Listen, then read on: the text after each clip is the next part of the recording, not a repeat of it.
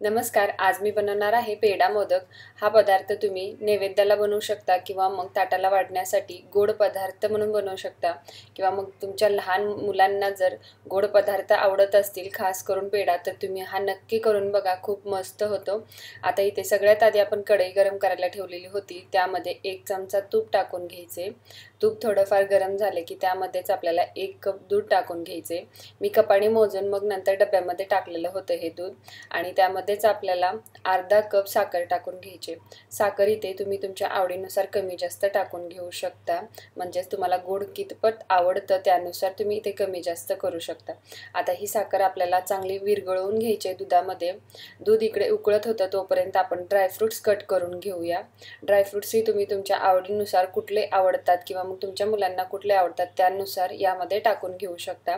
इथे मी काजू, बदाम आणि पिस्ता घेतलेला आहे. त्याचे चांगले बारीक असे तुकडे करून घ्यायचे किंवा मग तुम्ही थोडंसं जाडसर मिक्सरलाही भरडलात तरी चालेल, परंतु मी अशाच पद्धतीने कट करून घेते. आता हे कट करून झालेले आहेत. आपण एका प्लेटमध्ये काढून घेऊया. या कट केलेल्या ड्रायफ्रुट्समध्ये आपण गूळ टाकून घेणार आहोत. तुम्ही गुळाऐवजी खजूरही वापरलात तरी चालेल. आता इथे मी अर्धी वाटी गूळ खिसून घेतलेला आहे किंवा मग बारीक असं चुरून घ्यायचे हाताने आणि थोडेसे ड्रायफ्रुट्स आपण बाजूला काढून ठेवूया गार्निशिंगसाठी आणि बाकीचे ड्रायफ्रुट्स आणि गूळ एकत्रित चुरून बाजूला ठेवून द्यायचे. इथे 5 मिनिटं झालेले होते आणि दूध चांगलं उकळलं गेलेलं आहे आणि साखरही चांगली विरघळली गेली, परंतु दूध इथे आपल्याला अर्ध्या प्रमाणात आटवून घ्यायचे जेणेकरून पेढ्याची चव एकदम मस्त येते. आता इथे मी 7 ते 8 मिनिटं दूध चांगलं उकळवून घेते, म्हणजेच अर्ध्या प्रमाणात असं आटवून घेते आणि नंतर यामध्ये आपल्याला मिल्क पावडर टाकून घ्यायचे. हा पेढा किंवा मोदक बनवण्यासाठी इथे मी टोटल म्हटलं तर 1.5 कप मिल्क पावडर वापरलेला आहे. सुरुवातीला 1 कप मिल्क पावडर टाकून घ्यायचे आणि ते थोडंफार दुधामध्ये मिक्स झालं की मग बाकीचं अर्धा कपही आपल्याला इथे मिल्क पावडर मिक्स करून घ्यायचे. हे पावडर टाकताना थोडं थोडं करून टाकायचं, नाहीतर मग गाठी मोडायला थोडासा वेळ लागतो. अशा पद्धतीचा तुमच्याकडे स्पॅच्युला असेल तर सहज गाठी मोडल्या जातात, नाहीतर मग थोडासा वेळ लागतो. त्यामुळे थोडं थोडं करून मिल्क पावडर यामध्ये टाकून घ्यायचे. 5 मिनिटानंतर तुम्ही बघू शकता हे पातळ खव्यासारखं झालेलं आहे. आता इथे आपल्याला गॅस बंद करून द्यायचे आणि यामध्ये टाकण्यासाठी मी इथे 10-12 बिस्किट घेतलेले आहेत. हे पार्ले बिस्किट आहेत. याची आपल्याला चांगली पूड करून घ्यायचे मिक्सरने बारीक वाटून आणि नंतर यामध्ये टाकून घ्यायचे. लक्षात असू द्या, जे आपण खाली पेढ्याचं मिश्रण बनवलेलं आहे ते पूर्णपणे थंड असायला पाहिजे आणि नंतरच मग आपल्याला यामध्ये बिस्किटची पूड टाकून घ्यायची आणि ते व्यवस्थित चमच्याने यामध्ये मिक्स करून घ्यायचे. तुम्हाला यामध्ये बिस्किट टाकायचे नसतील आणि फक्त मिल्क पावडरपासून हे पेढे किंवा मोदक बनवायचे असतील तर तेही तुम्ही बनवू शकता.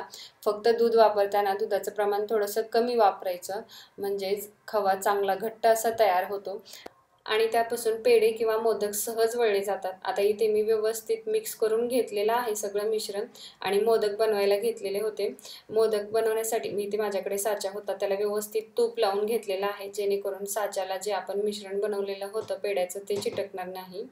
आणि नंतर आपले मोदक मस्त सुंदर असे दिसावेत यासाठी मी गुलाबाच्या पाकळ्या आणि थोडेसे ड्रायफ्रुट्स टाकलेले आहेत वरून साच्याला आणि नंतर जे आपण बनवून घेतलेलं पेढ्याचं किंवा मग मोदकचं मिश्रण भरून घ्यायचं आहे. दोन्ही साईडला मी अर्ध्या प्रमाणात अशा पद्धतीने दाबून व्यवस्थित भरून घेतलेलं आहे आणि मध्यभागातून आपल्याला थोडीशी जागा ठेवायची जेणेकरून आपण इथे थोडंसं सारण भरणार आहोत. जे आपण ड्रायफ्रुट्स आणि गूळ मिक्स करून ठेवलेला आहे तो इथे आपण भरणार आहोत. थोडं थोडं करून यामध्ये भरून घ्यायचे. तुम्ही अशा पद्धतीने मोदक बनवण्याऐवजी तुम्ही रोलही करू शकता, तेही दिसायला सुंदर दिसतात.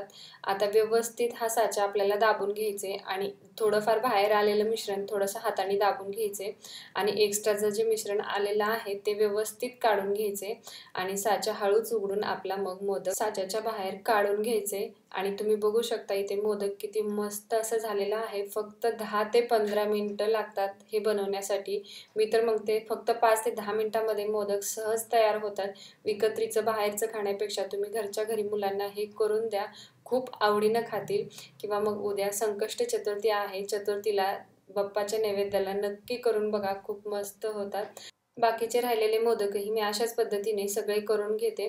आता इथे तुम्ही बघू शकता मी मोदक करून घेतलेले आहेत. तर मग तयार आहे आजची आपली रेसिपी. तुम्हाला कशी वाटली कमेंट करून सांगायला विसरू नका आणि जर तुम्ही आपल्या चॅनलवरती नवीन असाल तर प्लीज चॅनलला सबस्क्राईब करा, जास्तीत जास्त शेअर करा आणि व्हिडिओ आवडला असेल तर व्हिडिओला लाईकही करा. आणखीन भेटू अशाच नवीन रेसिपीसोबत. धन्यवाद.